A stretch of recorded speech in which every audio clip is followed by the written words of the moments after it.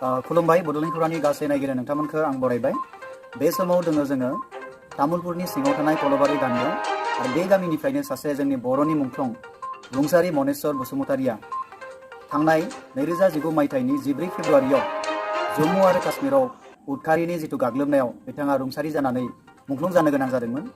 थ' बेजोंनो जों लोब्बा लाखिनानै दिनैनि नैबे समाव बड'लेण्ड खौराङा बे रुंसारि मनेस्वर बसुमतारी बिथांनि नखराव जों फैदों आरो बिथांनि नखराव थानाय बिथां मुंख्लं मनेस्वर बसुमतारीनि बिसि मानगोनां बायदेवजों जोङो दान्दिसे समाव जोङो मोनथिना लानो नागिरदों।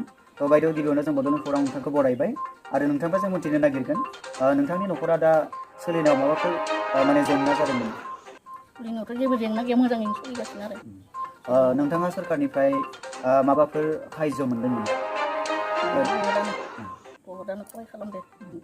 दा जे सोरखारा बा गुबुन संस्थाफोरा बा गुबुन आफादफोरा नोंथांनि नखरनो माबाफोर हेफाजाब होनो थाखाय दा नोंथांमोनखौ लिंहरदोंमोन?